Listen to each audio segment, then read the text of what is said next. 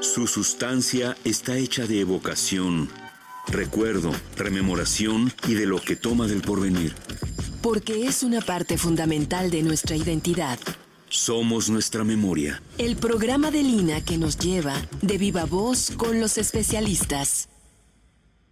Muy buenos días, esto es Radio INA. La Secretaría de Cultura y el Instituto Nacional de Antropología e Historia nos invitan a acompañarnos en la emisión de la serie Somos Nuestra Memoria. Yo soy Salvador Rueda y en esta ocasión contamos con la presencia del arquitecto Francisco Rivas. Bienvenido, Francisco. Hoy vamos a hablar de un tema que nos ha llamado la atención desde que somos escolares, que nos ha creado todo un imaginario, pero que al cabo del paso de los años, sin tener que desgastarse, va creando nuevas preguntas, pero sobre todo va creando nuevos retos para poder explicarlo adentro de un museo. Me refiero a los niños héroes en el Colegio Militar de Chapultepec en 1847. Bienvenido, Francisco. Muchas gracias, buenos días, Salvador, y buenos días a todos nuestros radioescuchas. Y es un placer estar con ustedes para hablar de este tema tan interesante que, como dices, pues conocemos desde la primaria a los niños héroes, pero pues hay muchas cosas que no conocemos de ellos y lo más importante es tener un nuevo acercamiento a este episodio histórico. Sí. Y fíjate, la clave de los niños héroes, que son un hito importante de nuestra historia, es la manera como se les ha explicado. Hace 60 años nos explicaban a los niños héroes y nos imaginábamos que los niños héroes eran pues gente de 7 a 10 años. No imaginábamos que no podían cargar un rifle, nos imaginábamos a los niños héroes como niños. Y no pensamos que en el siglo XIX no había el concepto de adolescente, que es en realidad lo que son estos cadetes. Eran muchachos de lo que hoy serían estudiantes de secundaria preparatoria. Pero esa explicación tiene que hacerse en el museo de una manera que la entiendan sobre todo los niños. Es decir, hay un doble reto. Podemos explicar lo que sucedió en la invasión americana y en el episodio de Molino del Rey y de Chapultepec, ya para terminar la guerra de invasión, una guerra básicamente de conquista desde mi punto de vista, y hablar exactamente de lo que hicieron los cadetes, de su voluntad de defender el castillo, de su voluntad de defender al país, que trae otro tipo de efectos, entre otros, el pensamiento patriótico. Pero ¿cómo explicarle eso a niños?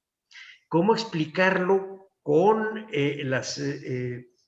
la museografía dirigida a niños, pero que sea muy útil para los adultos, que son los que menos sabemos y los que más problemas causamos diciendo que lo que es legendario en realidad es falso? Ya vamos a hablar de ese tema, pero ¿cómo lo pensaste tú? ¿Cómo iniciaste tú este trabajo sobre los cadetes de Chapultepec y cómo los explicas? Pues precisamente como mencionas, igual yo cuando pues vi el tema de los niños héroes en la escuela, en la primaria, en la secundaria, pues era como un tema muy, muy de mito, ¿no? Que eran casi estos héroes legendarios, que era intachable su reputación y que eran igualmente, como dices, pequeñitos de 7, 10 años y que sin embargo se fueron a la guerra. Pero ya investigando para la creación de la exposición, pues vi que en efecto no era este el panorama, sino que ya eran lo que hoy llamamos adolescentes, que iban desde 13 hasta los 20 años.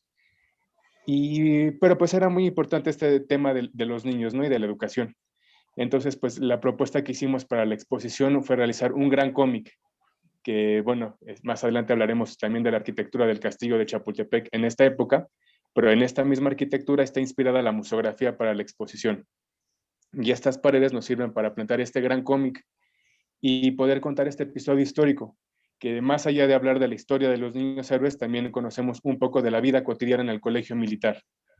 Y creo que este punto es muy importante porque pues siempre que tratamos de temas históricos, hablamos de eventos que son muy ajenos a nuestra realidad cotidiana. Y creo que algo importante de esta exposición es que nos habla de cómo era la vida de los cadetes en la escuela.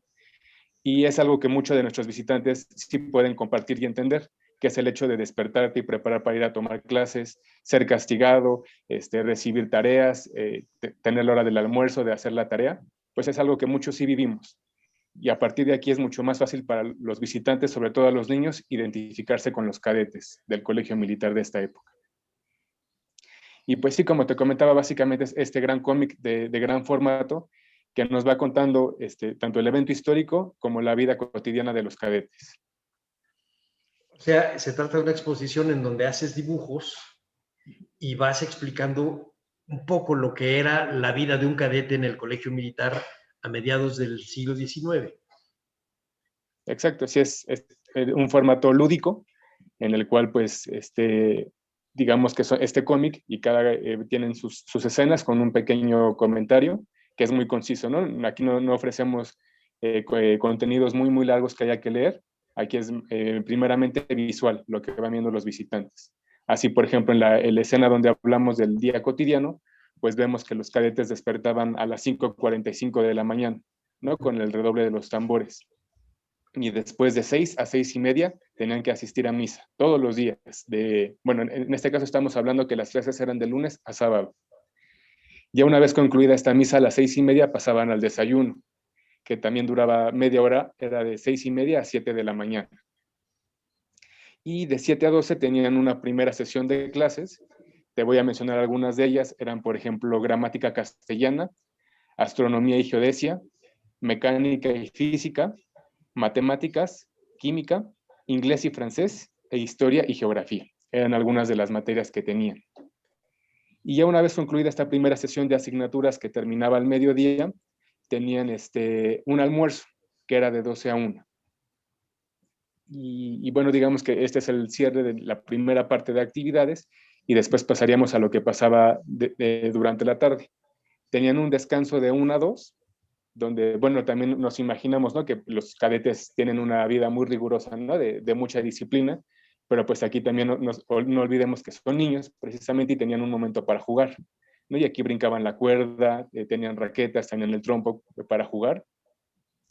Y después de 2 a 5 tenían otra sesión de asignaturas, por ejemplo, ordenanzas militares, delineación y arquitectura, gimnasia, esgrima, fortificación y artillería y tácticas de infantería y caballería. Entonces, algo importante es que las asignaturas no solo eran de carácter militar, porque aquí la finalidad era que se graduaran como ingenieros. Por ello es que pues tenían una educación muy completa, ¿no? También veían idiomas, veían matemáticas, ingeniería, química. Y bueno, seguido de esto, de 5 a 6 era la hora del chocolate y la merienda. De 6 a 6:45 había otra sesión de rezos, era el rezo de la noche. Y de 6:45 a 8 tenían una última clase que era la clase de dibujo. Como te comentaba, pues era una vida muy ajetreada, ¿no? Tenían momentos de descanso, pero su horario estaba muy lleno con asignaturas y momentos de estudio y de tarea. De 8 a 8:30 les dejaban otro ratito jugar y para finalmente tener un último refrigerio, que ya era muy ligero para antes de irse a dormir, de 8:30 a 9, y de 9 a 10 era la hora para hacer la tarea. Y aquí algo muy común era que los cadetes de mayor edad auxiliaban a los recién ingresados, ¿no? Era como una situación más jerárquica también por la edad de los cadetes dentro del colegio. Y finalmente a las 10 se iban a dormir. Algo muy curioso es que pues dejaban las luces encendidas, algo que encontré es que decía que quedaban iluminadas toda la noche para evitar los vicios de la juventud, ¿no? Para que no tuvieran malos pensamientos, se quedaban con la luz prendida. Y pues, por ejemplo, esto es algo de lo que hablamos en la exposición. También tenemos lo que pasaba en los domingos, que es muy similar, se despertaban a la misma hora. Aquí la única diferencia de los domingos es que podían salir a la calle, ¿no? Y tenían este periodo de unas horas en las cuales iban a explorar la ciudad. Si tenían familia en la ciudad, iban a comer con ellos. Y otro dato interesante que encontré fueron los castigos, que había varios niveles, desde el más sencillito, que era la llamada de atención, hasta el más fuerte, que era la expulsión, ¿no? Y aquí pasábamos por ejemplo, de no recibir el dinero semanal, o no los dejaban salir a la calle, no podían salir al recreo, o los dejaban con plantones con fusil al hombro. Así había gran diversidad de castigos que podían recibir los cadetes, según la falta que cometían. Y pues sí, o sea, esto creo que me resulta muy fascinante, ¿no? Porque es algo que no nos imaginamos de los cadetes. Siempre los que nos hablan de los niños héroes, pues nos remiten a la batalla, ¿no? Es lo único que sabemos de ellos. pero me parece fascinante saber que pues eran como los niños de hoy en día que iban a la escuela y tenían toda esta serie de actividades. Pero además les llenaban la agenda diaria. Eran 50 alumnos, nosotros pensamos solamente en media docena, cuando en realidad eran 50 alumnos, y tenían la agenda llena. El trabajo de ser estudiante militar en ese momento era muy riguroso. No había márgenes, no solo para indisciplina, sino a veces ni siquiera para el juego. Estaban todo el tiempo ocupados y finalmente eran los que estaban creando el pie de la oficialidad mexicana. Pensemos que, por ejemplo, uno de ellos, o varios de ellos nacieron en los años 20, alguno de ellos, como Juan Escutia en el 22, por ejemplo, si no estoy mal. Para esas fechas, el ejército Nobel, el nuevo ejército mexicano, tiene una oficialidad salida de la guerra de independencia. El colegio militar está creando a la oficialidad del ejército mexicano maduro, digamos, y efectivamente salen como ingenieros militares, es decir, no salen simplemente como soldados, sino como ingenieros. Es una profesión en un momento en donde todavía no está separada la iglesia del Estado, la vida laica de la religiosa. Entonces además salen con una preparación, digamos, moral católica. Habrá que esperar todavía 10 años más a las leyes de reforma para que esto se separara, junto con los privilegios del ejército y de la iglesia. Pero a ellos les toca otra vida, les toca aprender lo que es México. No saben todavía, se está inventando México en ese momento. Yo siento que el discurso que estás explicando tú a manera de cómic es muy importante porque nos está proponiendo la vida de los soldados o de los que van a ser los soldados en el primer aliento de México. Sí, exacto. Y pues sí, como dices, era una profesión e inclusive ingresar al colegio militar pues no era algo sencillo porque había ciertos requisitos que había que cumplir, que de hecho ahí los mencionamos. Digamos que el visitante se puede imaginar que realiza su propio equipaje para ingresar. Pero, por ejemplo, les comento algunos de los requisitos para ingresar al colegio, pues antes que nada era la edad, ¿no? Que se buscaban jóvenes de 12 a 19 años. También que fueran de buenas costumbres, eso era algo muy importante, que lo veremos, pues las madres eran quienes daban testimonio de esta parte, ¿no? Las que se comprometían y daban la cara por el comportamiento de sus hijos. También buscaban que tuvieran salud robusta y que supieran leer, escribir y las 4 primeras reglas de la aritmética, que eran pues sumar, restar, multiplicar y dividir, así como nociones de religión y de gramática. Y pues precisamente en este momento de México la educación está en una situación muy, muy precaria, ¿no? Y es muy difícil quien pueda tener todas estas habilidades desarrolladas. Y para ingresar al colegio militar, pues para garantizar esto se necesitaba un certificado de algún profesor que garantizara que ese alumno tenía las primeras letras, que era como se le llamaba a esta situación. Entonces el cadete tenía que acudir, bueno, el aspirante cadete acudía con el director, con su solicitud de ingreso, con el certificado médico y este certificado de las primeras letras. Y además de esto, pues tenía que preparar el equipaje, que algunas de las cosas que les pedían eran 6 camisas para los días de la semana, 12 pares de calcetas, 4 pantalones de brin, 6 pares de calzoncillos, 12 pañuelos, 6 sábanas de lino, 4 toallas, 2 almohadas y 6 fundas para estas almohadas, 2 pares de zapatos bajos, 2 pares de borceguíes y aparte tenían que pagar por su colchón y la colcha que fueran a usar ahí en el colegio. Entonces, pues también juntar este equipaje, no cualquiera se podía dar el lujo, ¿no? de adquirir estos bienes. Entonces, pues por lo mismo era en ese entonces pues un instituto de gran prestigio, el colegio militar, y no cualquiera podía ingresar. Había muchos requisitos. Sí, ahora que estabas platicando, por ejemplo, ahorita los borceguís. ¿Qué son los borceguís? Yo creo que ahora ya nadie sabe eso. Todavía en mis tiempos sí sabíamos lo que era y cómo se hacían. Pero ahora, ¿cómo le explicarías a alguien lo que es un borceguí? Bueno, aquí tenemos la referencia gráfica, fue tomada con base a algunas imágenes de la época. Es un calzado, a diferencia de los zapatos bajos, que pues eran, digamos, como los conocemos hoy en día, el talón básicamente descubierto. El borceguí va arriba casi hasta la rodilla. Va, digamos que en la parte baja de la pierna. Es un calzado de agujeta, ¿no? Y es un zapato de uso rudo, precisamente el que se usaban para todas las cuestiones militares, es cuando usaban el borceguí. Y el zapato abajo era un calzado de uso diario, de uso no rudo. ¿Y explicas lo que comían, Francisco? De manera muy somera, no encontré gran información, pero por ejemplo, se hacen mención que evitaban las comidas grasas, que trataban de darles una alimentación muy balanceada. En la noche, por ejemplo, pues no podían comer azúcares, así estaba prohibida la comida dulce para que no estuvieran alborotados a la hora de dormir. También frutas de temporada eran lo que frecuentaban y solo podían comer una, también para que no tuvieran una gran ingesta de azúcar. Fíjate qué curioso. Y como les mencionaba... Sí, dime.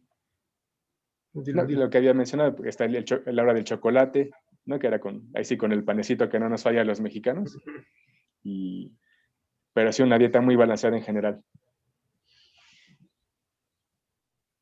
Déjame hacerte una pregunta que ya tiene que ver con la manera como abordas el trabajo de los niños héroes. Yo recuerdo que cuando se hizo la oferta de la exposición para el Museo Nacional de Historia en el Castillo de Chapultepec, una de las ideas era aprovechar el edificio mismo, que había sido el colegio militar, para que la gente notara que de los niños de los que estás hablando vivían ahí a donde ahora es un museo. ¿Cómo hiciste esta adaptación? Pues usamos dos técnicas. La primera, como les comentaba, fue la museografía, que todas estas, digamos que la museografía es una representación del castillo como era en esa época, es una abstracción. Lo mismo que como es el cómic, también digamos que está un poco simplificada esta simulación del castillo de Chapultepec. Y es precisamente para que el visitante se dé cuenta que pues, el castillo también ha evolucionado a lo largo de la historia, que no ha sido un edificio estático que se creó con esa configuración, sino que ha cambiado mucho desde que fue creado. Entonces, por ejemplo, pues podemos ver que está el Caballero Alto, que es algo que se ha conservado, pero lo que tenemos en el Alcázar, pues en esa época solo era de un nivel. Todavía no existía la columnata ni los jardines que Maximiliano construyó después. Y también tenemos en la parte intermedia de la exposición una recreación de la fachada principal del castillo, lo que da hacia el patio principal. Y bueno, vemos cómo ha cambiado esa así notablemente. En esa época era una fachada muy, muy plana, digamos que solo era el muro, con los vanos de las puertas y las ventanas. Todavía no tenía este carácter neoclásico que también ocurrió con el Segundo Imperio Mexicano. Y bueno, y la segunda actividad es que dentro de la exposición tenemos este rally, donde el visitante se le invita a visitar otras áreas del castillo de Chapultepec. Y en estas áreas tenemos un pequeño diorama donde están estos personajes con los cuales estamos usando para la museografía, que son unas calaveritas, y están recreando cómo se usaba ese espacio en la época de 1847. Así, por ejemplo, el visitante va a lo que hoy es la escalera de Cárdenas, y ahí tenemos un pequeño diorama donde está un cadete en su camita durmiendo. Y esto es para hacer referencia a que lo que hoy es la escalera de Cárdenas y el auditorio, en esa época eran los dormitorios, ¿no? También en la sala de Malaquitas, hay un pequeño cadete en un escritorio tomando clase. Y eso es porque en ese espacio era el salón de dibujo al natural. Y también en el Alcázar tenemos un espacio donde era el salón de astronomía. Y pues la intención es precisamente que el visitante se dé cuenta que ese edificio pues no siempre fue palaciego ni un museo, ¿no? Sino que pues ha tenido muchos usos y cada uno de sus espacios pues tiene una gran historia que contarnos.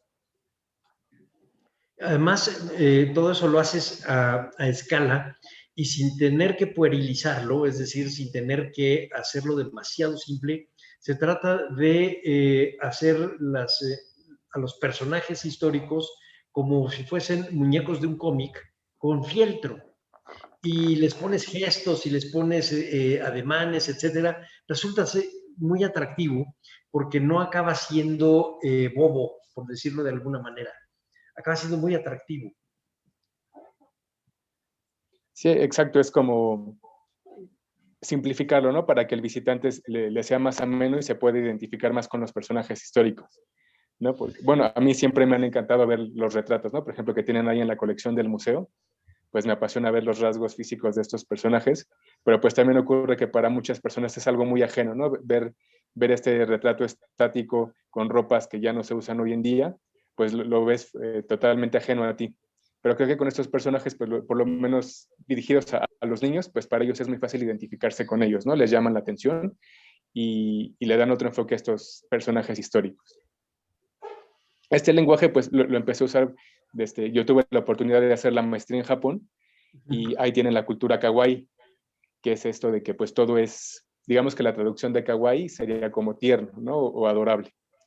Pero ahí en Japón esto no tiene un carácter que sea dirigido para niños, no es exclusivo para ellos, ni para caricaturas, ni para cosas bobas, como mencionabas, ¿no? Ahí se usa prácticamente para todo, ¿no? Nosotros pues lo que importamos es el anime, que son las caricaturas como Dragon Ball, como Pokémon, pero allí en Japón se usa para todo, digamos que hasta las telenovelas pues son con este carácter, ¿no? Con estos muñequitos kawaii, ¿no? Los aviones también los pintan con Pokémon, ¿no? Hay estos grandes eventos que son con cultura kawaii. Y vi que allá funciona mucho, ¿no? Porque pues precisamente le llaman la atención al público y se identifica. Y creo que pues aquí también en el caso de la exposición funciona muy bien con los visitantes porque se identifican con las calaveritas, que a la vez hacen referencia al Día de Muertos mexicano, y pues te hacen más accesibles estos temas históricos. No, totalmente. Es una forma de narrar muy fresca y sin que se vuelva solemne, acabas explicando realmente todo. En el castillo de Chapultepec ya has puesto otras exposiciones. Yo recuerdo alguna del cumpleaños de Carlota y otra de el paso de Venus por el disco del Sol. Esas exposiciones que no son fáciles de explicar y que con esta manera y método acaban siendo muy atractivas y muy visitadas. Sí, o sea, creo que visualmente tienen este gran impacto y también la narrativa que hemos trabajado en colaboración con el museo, que precisamente más allá de abordar episodios históricos de gran alcance, nos enfocamos en eventos muy particulares, ¿no? Aquí en el caso de los niños héroes, pues sí hablamos sobre todo el episodio desde la independencia de Texas hasta la batalla de Chapultepec y el desenlace de la guerra, cuando México pierde prácticamente el 55% de su territorio, pero pues también hablamos de la vida cotidiana de los cadetes, ¿no? Y eso, como lo habíamos comentado, al visitante pues le llega totalmente, ¿no? Porque pues muchos de nosotros fuimos a la escuela y sabemos lo que es tener recreo, tener clases, despertarte temprano. Y en las exposiciones pasadas pasaba lo mismo. En la de Carlota, pues tal vez no hemos vivido en imperios ni en ese contexto, pero todos tuvimos un cumpleaños, hemos tenido cumpleaños. Y a partir de eso, pues nos identificamos con Carlota. Y pues sí, y también en la de Japón, pues el hecho de viajar, ¿no? Que más allá de que hablemos de temas políticos, de guerras o de economía, hablamos de un viaje científico. Y eso también pues es muy atractivo para el visitante. Y además de las relaciones diplomáticas, y se hablan de muchas cosas.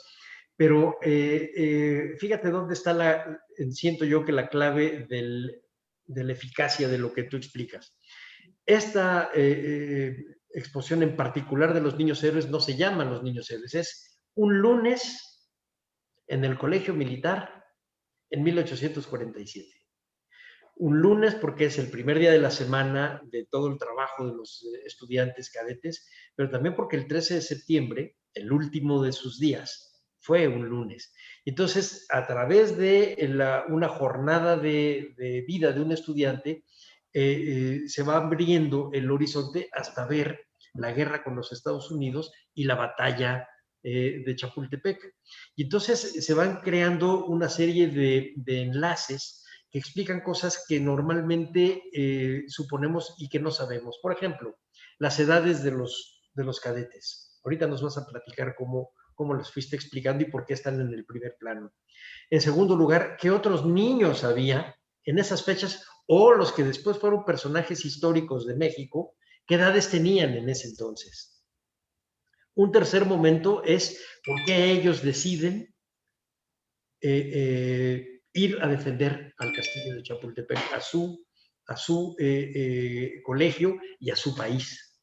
Y por último, cómo se desdobla en lo que nosotros ahora conocemos como los niños héroes y nos ayuda a explicar lo que son los niños héroes, que ese es el centro de la exposición. ¿Qué son los niños? ¿Quiénes son los niños héroes? ¿Por qué son los niños héroes? ¿Por qué se les conoce así? Entonces, a mí me gusta mucho esa secuencia. ¿Cómo la fuiste organizando? ¿Cómo te fuiste imaginando cómo narrarla? Pues sí, como mencionabas, pues la introducción es esta primera parte donde hablamos sobre otros niños en ese momento histórico, ¿no? Porque también algo que invitamos a los visitantes a reflexionar es que pues todos los personajes históricos también han sido niños o niñas, ¿no? No nacieron ya así como con las atribuciones con las que los conocemos, ¿no? Y por ejemplo, en ese momento del 47, pues tenemos otros personajes que tenían una edad similar a los niños héroes. Tenemos, por ejemplo, a Ignacio Zaragoza, que en ese momento tenía 18 años. Y él, pues curiosamente, nació en Texas, que también es un estado muy importante en todo este episodio que nos va a llevar al momento de los niños héroes. Tenemos a Porfirio Díaz, que tenía 17 años en ese momento. Y bueno, ellos son, digamos, dentro de la parte política nacional. Del ámbito internacional, que vino después a relacionarse con México, tenemos a Maximiliano y Carlota, que también en ese momento pues tenían una edad temprana. Maximiliano tenía 15 años y Carlota apenas tenía 7. ¿No? Y ahí, bueno, a mí siempre me gusta hablar de Carlota, sobre todo para la educación, porque pues ella recibió una educación muy, muy completa por parte de su padre, ¿no? Digamos que aquí a los 7 años pues ya le estaban educando para gobernar, y esto implicaba pues saber varios idiomas, saber de historia europea, ¿no? Y después por lo mismo ella fue muy apasionada también para aprender la historia de México. Y en el mundo artístico tenemos también a 2 niños, a José María Velasco, que como Carlota tenía 7 años, y Ángela Peralta, que ella pues era casi bebé, tenía 2 años apenas, pero pues también aquí la incluimos para ver que pues también estos talentos artísticos pues ya estaban apareciendo en el panorama. Todavía no eran famosos, pero ya existían por lo menos en este mundo. Y bueno, ya digamos que esta es la parte introductoria, y ya luego pasamos a hablar a toda la parte histórica, ¿no? Desde la independencia de Texas, ¿no? Que pues ofrecemos este breve contexto político internacional que estaba viviendo México, ¿no? En este momento pues hacemos mención que México era el país más grande de Norteamérica, ¿no? Antes de la independencia de Texas, pues México tenía un territorio muy, muy extenso, pero pues desafortunadamente toda la parte del norte, pues por toda nuestra situación política, el norte estaba muy desatendido, y en esa época pues las distancias eran gigantescas. Para los mexicanos de la capital era más sencillo desplazarse a Europa, ir a España, que ir a Texas, ¿no? Prácticamente no había caminos, era inaccesible, era muy inseguro. Entonces pues todo el norte era muy, muy ajeno a la realidad del centro del país. Y esto fue pues, el contexto en el cual Estados Unidos empieza a colonizar Texas, ¿no? Para esta estrategia para después independizarla y anexarla a su territorio. Entonces iniciamos, digamos que esta línea del tiempo desde el 36, y luego ya pasamos a los primeros momentos del colegio militar, cuando ya se establece en el castillo de Chapultepec en 1843. Y justamente en esta época es cuando tenemos a los primeros ingresos, que es a Juan de la Barrera, que en esa época tenía 13 años. Entonces Juan de la Barrera es el primero de los famosos 6 niños héroes en ingresar al colegio militar. De hecho, ahí en la exposición pueden ver sus calificaciones, que no eran sobresalientes, pero se defendía ahí en las materias que cursaba. Y después tenemos a Vicente Suárez, que él era de Puebla, y él ingresó en 1845. Y algo también que se me hace muy interesante es que ahí está ponemos el texto que él redactó para su solicitud de ingreso. Y algo de la época es que pues las reglas de ortografía todavía no estaban estandarizadas. Entonces, por eso es que vemos que en esa época tenemos muchas variantes de cómo escribían una misma palabra. Y pues ahí vemos la solicitud de ingreso de Vicente Suárez, que hoy en día sería una barbaridad de cómo escribió algunas palabras, pero pues también para contextualizar a los niños, ¿no? Que en esa época pues la ortografía no existía, ¿no? Cada quien escribía como le daba a entender las palabras. Y sigue esta línea del tiempo, ¿no? Ya después cuando se desata la guerra entre Estados Unidos y México, que es cuando, bueno, Texas se independiza y se independiza y se decide anexionar Estados Unidos. Pero en esta anexión hay un territorio en disputa, ¿no? Que para Texas siempre su frontera fue el río Bravo, pero para México la frontera era el río Nueces. Entonces todo este territorio que quedó en los dos ríos, entre los dos ríos, pues ambos países lo reclamaban. Y fue precisamente esta disputa la que desencadenó la guerra. Voy a hacer una pequeña pausa para recordarle a nuestro auditorio que estamos hablando de los niños héroes, el Colegio Militar de Chapultepec y las maneras como se han explicado en los últimos años y como se les busca explicar ahora para las preguntas que los niños modernos se hacen en torno a estos héroes de Chapultepec y a la batalla final de la guerra con los Estados Unidos. Esto con la presencia del arquitecto Francisco Rivas, quien hace una propuesta de exposición y de explicación sobre este tema con una visión muy particular de cómo enseñar la historia. Francisco, adelante.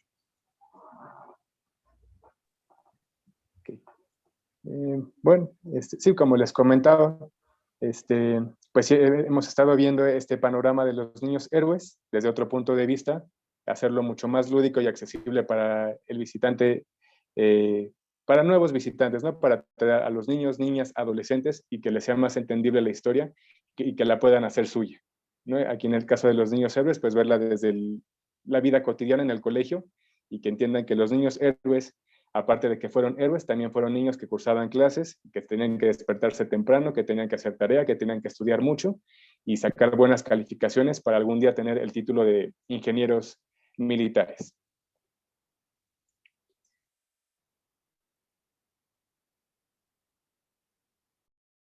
Nos acercamos al momento de la guerra, Francisco. Platícanos qué pasa ese lunes 13 de septiembre. Pues sí, estábamos hablando de este conflicto armado que se dio entre Estados Unidos y México. El pretexto fue cuando Texas se anexiona a Estados Unidos y queda todo ese territorio en disputa entre el río Bravo y el río Nueces. El ejército norteamericano pues sigue avanzando, sigue ocupando más ciudades del territorio nacional hasta que llega a Veracruz. Y ya cuando llega a Veracruz es cuando empieza a cundir el pánico en la ciudad, porque ya el enemigo está verdaderamente cerca de la Ciudad de México. De hecho, aquí en la Ciudad de México, pues ya las familias acaudaladas toman sus pertenencias y empiezan a evacuar, porque pues es ya inminente la llegada del ejército estadounidense. ¿No? Hay algunas batallas previas al castillo de Chapultepec, como en Padierna, en Molino del Rey. El ejército estadounidense llega por el sur de la ciudad y a partir del sur empieza a subir. Y en efecto, pues ya llegamos al domingo 12 de septiembre, cuando empieza el bombardeo a las afueras del castillo de Chapultepec.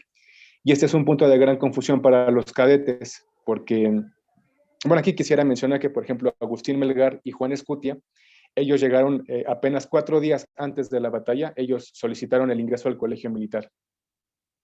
Ellos no eran propiamente estudiantes, Agustín Melgar lo era, pero él fue dado de baja y regresó en ese momento. Entonces ellos llegaron por el deseo de ayudar en la batalla contra Estados Unidos. Y es por ello que no tienen el título de estudiantes o no pertenecían a ninguna división, sino que solo fueron recibidos como agregados. Y bueno, estamos aquí, les comentaba, el 12 de diciembre, que es domingo, inicia el bombardeo y hay gran confusión en el castillo de Chapultepec, ¿no? Porque no hay certeza de lo que está pasando. Los alumnos están resguardados, escuchan pues ya los bombardeos a las faldas del castillo. Y bueno, se van a dormir, despiertan muy temprano el lunes 13, y ahí pasa algo muy importante que es lo que consideramos el momento de heroicidad, porque Nicolás Bravo manda la orden al castillo de Chapultepec, al colegio, de que los cadetes evacúen. ¿no? Porque pues precisamente son niños, aún no son propiamente parte del ejército, son estudiantes y ellos no tienen que participar en la guerra, ¿no? Porque pues aparte esto al gobierno lo va a hacer quedar mal porque no puede tener niños peleando. Entonces manda esta orden de que evacúen el castillo de Chapultepec. Sin embargo, aquí pues lo que es notar de los 50 cadetes que estaban en ese momento es que ellos dicen, no, nosotros nos vamos a quedar a defender nuestro colegio y nuestro país, ¿no? Entonces, esto es lo más importante. Para mí no son héroes porque murieron, sino son héroes porque a pesar de que no tuvieron que haber peleado, decidieron quedarse y defender sus instalaciones y la soberanía del país. No, efectivamente, el momento heroico no está en el sacrificio, sino en la voluntad de defender su colegio y defender a su país. Ellos toman una decisión, los 50 toman una decisión. De hecho, Nicolás Bravo ya los había entregado a sus padres, estaban en donde ahora es el Museo de Arte Moderno, ahí estaba el Jardín Botánico, ya para irse a la ciudad y resguardarse. Pensemos que estaba el bombardeo norteamericano, fue en esta táctica que llaman tormenta de fuego. Esto es que todo el tiempo hay una granada en el aire sobre el edificio y aunque los daños a la arquitectura pudieron haber sido considerables, en realidad la intención era debilitar la moral de los soldados, hacerles que les entrara miedo. Y entonces los cadetes deciden, los cadetes y los agregados, deciden todos regresar y ponerse a las órdenes del director del colegio, y entonces se reparten en distintas áreas del edificio para soportar el ataque que viene por dos frentes por parte de los americanos. Uno de ellos por el lado de donde ahora son Los Pinos, el lado de la Molino del Rey y Tacubaya, en ese camino, y el otro por el que llegaría hacia el oriente del cerro de Chapultepec, es decir, hacia la ladera que da ahora hacia el metro de Chapultepec. Por ahí es por donde son los ataques y los muchachos deciden quedarse y deciden pelear y deciden morir. Esto luego trae otro tipo de consecuencias. 2 años después se hacen los juicios políticos a todos los protagonistas de la guerra para ver qué fue lo que hicieron y cómo se comportaron, quiénes fueron los que apoyaron a los americanos y quiénes no, qué hicieron. Se destaca, por ejemplo, en ese momento que el día 13 de septiembre, cuando está izándose la bandera norteamericana en el castillo, están ahorcando de la zona de Mixcoac a los soldados irlandeses del batallón de San Patricio, mirando hacia Chapultepec. Es decir, una forma de castigo no solamente era morir, sino ver que estaban siendo derrotados los mexicanos. Pero entonces ahí viene una ruptura, Francisco, que hemos platicado y que lo platicamos cuando estabas haciendo esta exposición. Los irlandeses se alían a los mexicanos y rechazan a los norteamericanos porque su identidad es católica. En cambio, cuando los cadetes se rinden y son apresados y los otros son muertos, y eso se juzga un par de años después, empieza a notarse otro tipo de sentimiento, que es el patriotismo. En realidad, el sacrificio de los cadetes, de todos, de los 50 más los que murieron, ese sacrificio es la semilla de un sentimiento que después crece en México, que es el sentimiento del patriotismo. No hubiéramos podido entender muchas de las actitudes de los juaristas 10 años después, 20 años después, si no es por este acto. Y cuando notas que ellos van a una escuela y tienen un ritmo y unas jornadas cotidianas y de repente se les rompe por una guerra y de repente se abre la puerta de la historia, hay un transbordo de la historia, es cuando las cosas realmente cambian. Y entonces la exposición que estás tú mostrando es cómo la vida cotidiana sigue y de repente se quebranta y nace un acontecimiento histórico. No solo la pérdida de de la guerra y la pérdida del territorio, sino el nacimiento de este orgullo particular que llamamos patriotismo. Eso se les debe a esos niños. ¿Cómo lo explicas ahora? Sí, totalmente. Y bueno, este patriotismo que aquí nace con los niños héroes, pues también digamos que fue muy pisoteado en este evento histórico con la toma de la Ciudad de México, que precisamente para el 15 de septiembre, pues cae Palacio Nacional y también hay ondea la bandera norteamericana. Entonces digamos que aquí, en este momento en que el ánimo mexicano toca fondo, pues ya a partir de aquí precisamente se retoma esta figura de los niños héroes para hablar del patriotismo nacional, ¿no? De cómo es loable dar la vida por el país, por un fin que tal vez es inalcanzable, pero siempre es por la construcción del bien común de los mexicanos. Y es precisamente lo que hicieron estos cadetes, ¿no? Porque pues efectivamente sabían que era muy probable morir. El número de soldados norteamericanos sobrepasaba por mucho al mexicano, además del armamento, que el armamento norteamericano era de largo alcance, mientras que el mexicano pues tenía que estar básicamente a 3 metros del enemigo para poderle disparar y que fuera efectivo el disparo, ¿no? Entonces era una situación de gran desventaja y a pesar de ello pues estos cadetes deciden pelear y pues en este acto es que nace el patriotismo mexicano, ¿no? Y como alguna vez me comentaste, inclusive en el himno nacional, pues el soldado que mencionan, pues hace referencia a los niños héroes del colegio militar. Y nacen también las leyendas, Francisco. La leyenda del niño que se arroja con la bandera. Lo importante no es si eso pasó o no pasó, lo importante es que se crea todo un símbolo con un peso simbólico, pues con un peso histórico, quiero decir, que nos va conformando una idea. Si sucedió realmente, ya es lo de menos. Lo que es lo demás es que muchas generaciones de mexicanos lo tenemos en la mente como el signo del sacrificio supremo por el país, que ese es el patriotismo. Exacto. Sí, pues sí, y también algo que es importante es pues no solo recordar a estos 6 cadetes, ¿no? Porque son a los que llamamos héroes, pero recordemos que los héroes fueron los 50 que se quedaron, más el cuerpo de profesores, todos los docentes que fueron los que se quedaron a cargo del castillo militar, porque los directivos ya estaban en los altos cargos en la batalla, y fueron los profesores los que coordinaron a los estudiantes y la defensa del castillo. No todo este cuerpo estudiantil y académico fueron los verdaderos héroes ese día. Y algo que me preguntabas al inicio sobre estos otros cadetes que también participaron, pero que no hablamos mucho de ellos. Y aquí quisiera hacer referencia de 4 en especial, 2 que también pertenecen al mundo artístico. El primero de ellos fue Santiago Hernández. Y este cadete, pues después se dedicó a la pintura y él fue el responsable de realizar los retratos de los 6 niños héroes. Él los hizo 2 años después, hizo los retratos de estos cadetes. Y otro que me apasiona mucho es Ramón Rodríguez Arangoiti, que él estudió arquitectura, como yo, por eso yo lo admiro mucho, y él recibió una beca para estudiar en la Academia de Artes en París.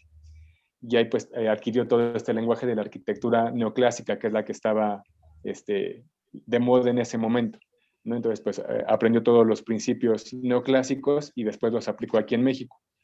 Una de sus obras más de renombre pues es precisamente estas adecuaciones del castillo de Chapultepec que realizó durante el gobierno de Maximiliano, ¿no? Toda esta fachada neoclásica que se le agregó, los arcos y las columnas que tienen la fachada principal son precisamente de su diseño, ¿no? Como les comentaba, el colegio militar, su fachada era muy, muy plana, no tenía todos estos ornatos que después adquirió el castillo de Chapultepec. Y también algo que realizó Ramón Rodríguez Arangoiti ya una vez caído el imperio, fue el diseño de la catedral y el Palacio de Gobierno de Toluca, ¿no? Que si han tenido la oportunidad de visitarlos, pues tienen este estilo neoclásico muy, muy notorio, sobre todo en la fachada de la catedral y en sus torres, ¿no? Digamos, este orden tan recto que precisamente habla de la estabilidad que quería proyectar el neoclásico. Y otros 2 cadetes que también participaron en la batalla, pero ellos siguieron una carrera política y militar, fueron Leandro Valle y Miguel Miramón. ¿no? Que años después cada uno tuvo una visión política diferente. Leandro Valle se convirtió en un general liberal, mientras que Miguel Miramón en un general conservador. Entonces, los que alguna vez fueron pues, compañeros de clases se convirtieron básicamente en archienemigos, ¿no? Cada uno tenía una visión política muy, muy distinta, y tristemente pues ambos murieron a manos del partido de oposición, ¿no? Miramón pues fue fusilado con la caída de Maximiliano por las tropas juaristas, y Leandro Valle también fue capturado y fusilado por el ejército conservador unos años antes, en 1861. ¿No? Y pues también esto pues nos habla desde las épocas del colegio militar, todo este conflicto político que reinaba en México, ¿no? Que también fue un componente principal en que pues perdiéramos la guerra contra Estados Unidos, aparte de toda la desventaja militar que teníamos, pues toda la inestabilidad política que desde la independencia reinaba en el país, ¿no? Y que pues continuó después, aquí lo podemos ver con Leandro Valle y Miguel Miramón. Claro, porque en realidad la solución política llegó hasta 1867 con la derrota del imperio, que es cuando ya se decide una sola vía, que es la de la República Federal para México. Pero los años anteriores estaban a debate, y las puertas de la historia entonces se abrieron algunas veces. Esta, la de la guerra con los Estados Unidos, en donde la pérdida de territorio fue mayúscula, pero la ganancia en términos de conciencia histórica y de conciencia patria fue enorme. Y la otra, esta idea de pensar que tú tienes una vida cotidiana que pareciera pacífica y que está atrasada, y de repente se quebranta y tu destino es marcado para otro lado. Todos estos cadetes que tú acabas de decir acaban siendo personajes de la historia de México, imprescindibles para entender la historia de México, de un lado, de otro, los artistas, los militares, los políticos, etc. Quizá el único viejo de ese momento era Juárez, que tenía 40 años pasaditos. Es decir, todos los demás eran realmente muchachos. Zaragoza, Díaz, Leandro Valle, Miramón, etc. Todos eran muchachos, estaban construyendo este país. Y explicar esta pequeña célula que es el colegio militar en el castillo de Chapultepec un lunes a las 9 de la mañana, cuando empiezan las tropas a caminar y estos muchachos se regresan y deciden defender, esa es toda la historia. Y esa es la que crea toda esta leyenda y la que crea toda esta manera de pensarnos, y la que nos lleva a lo que era la pregunta inicial de este programa. ¿Por qué hemos imaginado a los niños como niños y lo que realmente pudieron ser? Y por cierto, para mí, ahora son niños. Es decir, con la creación del concepto de adolescente y los ves, pues son niños. Y dices, qué bueno que tomaron esas decisiones. Siguen siendo niños, no son los niños que imaginábamos hace medio siglo, pero siguen siendo niños y siguen siendo fundamentales. Y entonces lo que haces tú, creo yo, es limar un poco la leyenda para darle el sustento histórico a lo que ya estaba dejando de tenerlo por convertirse solamente en una duda de si eran o no eran niños, si se aventó o no se aventó. Es decir, preguntas más bien dirigidas al olvido, y lo que tú estás haciendo es una aventura para que sigamos recordando de qué se trató este episodio y quiénes fueron sus actores. Exacto, y tratar de vincularlo con otros aspectos que los visitantes puedan hacer suyos, como pues el lugar de origen de cada uno de los cadetes, ¿no? Algunos venían de Puebla, otros de Chihuahua, ¿no? Ver cómo pues había toda esta comunicación en el país, a pesar de que era muy precaria, pues existían los viajes, los desplazamientos, ¿no? El sueño de estudiar en la capital, pues varios de los cadetes los compartieron. Sí, Juan Escutia era de Tepic, si no estoy mal. Así es, sí. Que en este entonces pertenecía a Jalisco, pero sí era de Tepic. Exacto, sí, también pues tenemos exacto. Por ejemplo, la participación en el batallón activo de San Blas, que también fue partícipe en el día de la batalla, ¿no? Y cómo tenemos sea, lo que la exposición busca es tratar de hilar todos estos pequeños puntos conocidos o no muy conocidos, pero para que el visitante tenga un panorama más global, histórico, pero ameno, ¿no? Que lo pueda entender. Por eso es que usamos el cómic, para que a partir de estos diálogos pequeños en que un personaje le dice algo al otro o lees un texto por ahí, una imagen, pues sea más fácil de entender todo este proceso histórico, ¿no? Y no solo centrarnos en, como tú dices, en lo que siempre nos contaron desde la primaria, que luego cuestionamos de la edad de los niños o lo que hicieron, pero eso no es lo importante, sino todo su acto heroico de decidir pelear y en qué contexto estaba sucediendo. Hay una cosa que me ha llamado la atención de la manera como tú haces estas explicaciones, y no solo la de ahora, la de los niños héroes, sino las otras dos, la de Carlota y la de los astrónomos, y es que en los cómics y en los muñequitos de fieltro tienen cara de calaveras, tienen gestos, pero hasta los caballos son como calaveras. ¿Por qué, Francisco? Porque bueno, todos estos pasajes ya quedaron en el pasado, todos estos personajes ya murieron, y entonces pues tratando precisamente de vincular el Día de Muertos de México, pues son calabritas que vienen, digamos, del más allá a contarnos la historia, ¿no? Pero les volvemos a dar voz a estos personajes que ya están muertos, pero siguen siempre vivos en nuestra historia, ¿no? Y regresan a contarnos, pues nos imaginamos, ¿no? Lo que fue su punto de vista de estos eventos, ¿no? Que nos cuenten un poco de una manera más personal. No creo que el hecho de que sean calaveritas personalizadas, pues es precisamente eso, ¿no? De que sean no el episodio histórico visto desde el punto de vista de un narrador o de un historiador, sino tratando de imaginar lo que nos diría Juan Escutia, Juan de la Barrera, Carlota, todos estos personajes, ¿no? Que tengamos este breve diálogo cara a cara con ellos. Fíjate que don Edmundo Gorman estaría muy contento con lo que estás diciendo, porque él dice que si no entiendes tú que tu diálogo con el pasado es a través de las voces de los muertos, no estás entendiendo la historia. Estás hablando con los muertos. Si no entiendes esa parte mental, no estás entendiendo la historia. Y aquí estás utilizando un lenguaje que nos lleva inmediatamente a pensar que estás hablando con muertos, pero con los que te puedes comunicar y que te van a contar su historia. No la van a cambiar, pero te van a decir qué pasó. Bueno, Exacto, esa parte me gusta mucho. Nada más para cerrar un poco el programa, dinos qué lecturas hiciste para la historia de este episodio del Colegio Militar. Claro, aquí tengo mi bibliografía. Digamos que para el contenido así más histórico, están los documentos históricos sobre la defensa de Chapultepec, ¿no? Que está en el Archivo General de la Nación.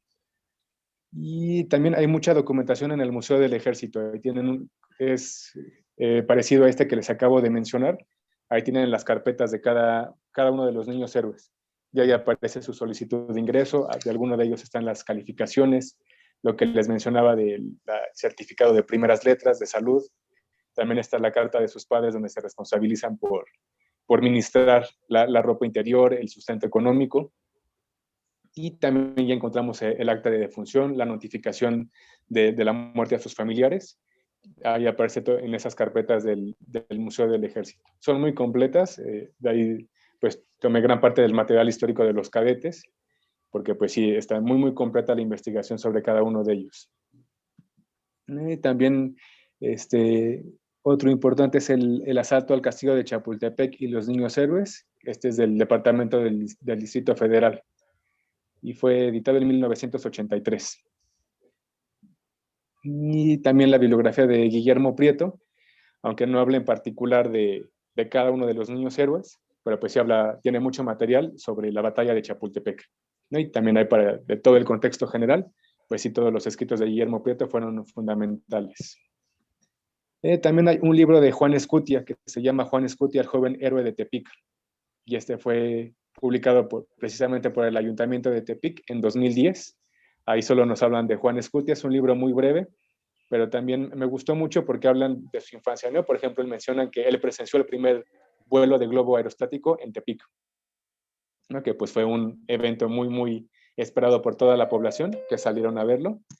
Y al parecer fue algo muy, muy emocionante para todos ellos. Y también de José Manuel Villalpando, él tiene un libro que se llama Niños Héroes. Y ahí, por ejemplo, tenemos el listado de todos los cadetes, a qué batallón pertenecía cada uno. También ahí es muy completa la información que maneja. Y hubo otros, pero estos fueron los principales para desarrollar el guión de la exposición. Y para poder entender el método japonés del que nos llamaste tanto la atención, ¿qué podríamos leer los que queremos acercarnos a esta manera de comunicarse? Ay, sí. Es que como es más visual, ahí, por ejemplo, les recomendaría más artistas contemporáneos. Por ejemplo, está este artista que se apellida Murakami, se llama Takeshi Murakami, que él es un artista visual contemporáneo, es muy, muy famoso, y precisamente pues todas las obras que él retrata, él toca temas, por ejemplo, religiosos del budismo o de la situación social contemporánea, como temas también de la sexualidad, pero siempre es con estos personajes muy tiernos, ¿no? Entonces, pues es como muy contrastante su diálogo, porque pues te habla de los monjes budistas, pero son todos tiernos, ¿no? Y así lindos que te dan ganas de abrazarlos. Pero hace críticas muy, muy duras a estos temas. Y bueno, esta exposición me gustó mucho. Cuando planteamos el tema de los niños héroes, pues igual yo tenía todos mis clichés anteriores pues, ¿no? De que ya era un tema muy gastado, de que ya se había dicho todo y que pues no había nada relevante nuevo que contar. Pero la verdad me di cuenta que pues sí hay mucho que no conocíamos de ellos. Bueno, yo en lo particular no conocía de ellos, y la parte histórica pues es relevante, pero también entenderlos desde un punto de vista más humano, ¿no? Lo que hablabas de hablar de cara a cara con ellos, pues ya no es lo mismo hablar de este personaje histórico que hizo alguna hazaña inalcanzable, que hablar con el estudiante que de 12, 13, 19 años, que pues le hizo su lucha para entrar al colegio, que era su sueño, y que pues tenía la aspiración de ser un teniente algún día, ¿no? Que pues es, por esta cuestión de la batalla no lo logró, pero creo que logró algo más importante, que fue trascender en la historia y dejarnos un gran legado de patriotismo. ¿Tienes en perspectiva algún otro proyecto similar a este? A mí me parece muy atractivo como para que en muchos museos de Lina se pudiesen explicar las cosas de este modo, hablando con los muertos. Tú dices que muy tender, muy tierno, no es tan tierno, y me parece que además pero sí es muy directo, no solo para los niños. Pareciera que es para los niños. Yo te voy a decir que hace muy poquito me decía alguien del museo que por qué no se fue mejor esta exposición a la Galería del Caracol, porque les parecía que el Castillo de Chapultepec tendría, digamos, un perfil más adulto. Y sin embargo, nosotros recibimos miles de niños al año, miles, decenas de miles de niños al año. Ahora con la pandemia no, pero con lo poco que llevamos abierto, esta exposición tuya es la que más éxito ha tenido. Y te puedo decir que valdría la pena hacer un experimento de acontecimientos históricos locales en donde se abre la puerta de la historia explicada así, como un cómic, con la rudeza que tiene, porque acá no está tan tierno. Por ejemplo, aparece un muerto en una de los muñequitos, pero es un muerto heroico. Tiene una moraleja. ¿Tienes algún proyecto para eso? Sí, bueno, por ejemplo, la de Carlota, ella tuvo mucho éxito esa exposición, estuvo en el Fuerte de Guadalupe, precisamente ahí se inauguró el 7 de junio, que fue el cumpleaños de Carlota, y de eso trataba la exposición, y también estuvo en el Jardín Borda, que está pues relacionado con el Segundo Imperio. Y para este año posiblemente hay un proyecto con los 3 museos en Monterrey. El Museo del Palacio, que pues también tiene dentro del Porfiriato, tiene un gran legado, el inmueble, ¿no? Y todos los personajes que participaban en su construcción. Entonces, ese es uno de los posibles proyectos para el 2021. Pero sí, a mí me ha gustado mucho este lenguaje visual para tratar temas históricos. Siento que ha sido efectivo y ha evolucionado desde la exposición de Carlota a la de ahora de Niños Héroes, pues ya con la implementación del cómic y se han vuelto más extensas las exposiciones, pero siento que siguen siendo muy, muy concisas y lo importante es que tal vez el visitante no aprenderá todo sobre el episodio histórico, pero sí le queda muy claro el punto al que queremos llegar, ¿no? En este caso, pues es la participación de los niños héroes y su verdadero valor en la historia nacional. Eso para una parte de la lectura. La otra que yo he experimentado es que hay mucha gente que no sabía cómo era una jornada en el colegio militar. Es decir, estamos tan acostumbrados a ese evento que no nos preguntamos nada. Entre otras cosas, no nos preguntamos el hecho de que solamente conocemos el último día de la vida de estos muchachos. Y no sabemos todo el proceso que los llevó a estar ahí y cómo vivían ahí. Conocemos los últimos momentos. Y con eso ya estábamos muy contentos. Y una vez que tú nos metes a esto, a entender que se levantaban a las 5 de la mañana, que tenían que acostarse a las 10 de la noche, que tenían que dormir con la luz prendida, que tenían siempre encima alguien que los está vigilando, que tienen además una disciplina militar que los obliga a estar en guardias, limpieza de armas, una serie de cosas. Entonces les das una proporción humana y para mi gusto eso es lo que es la lección más fuerte. Y entonces el título, Un lunes en el Colegio Militar del Castillo de Chapultepec, tiene muchísimo sentido, porque entonces estás viendo cómo meterte a una escuela, ver a esos adolescentes que en un momento dado tuvieron el gran valor de defender y de convertirse en héroes. Eso no cualquiera. Y no en ese contexto en donde sabemos que durante el bombardeo al Castillo de Chapultepec, casi todas las tropas voluntarias huyeron. Ellos se metieron.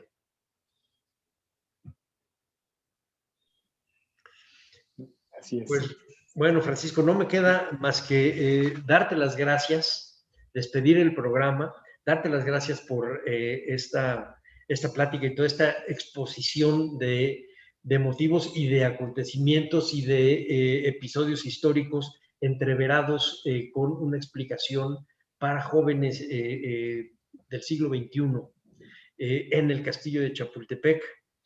No me queda más que darte las gracias por asistir a este programa y pues nos ganó el tiempo, así que si me permites lo voy a despedir.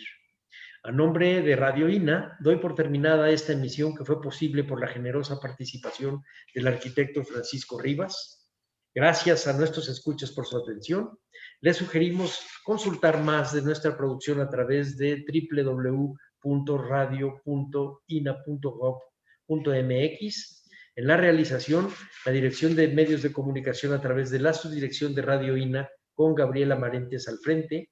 En la producción y grabación, Evanibaldo Morales. En la edición, Rubén Martínez. En el apoyo, Marta Hernández, Paula Abedoy y Jerónimo Cuevas. Yo soy Salvador Rueda. Hasta la próxima.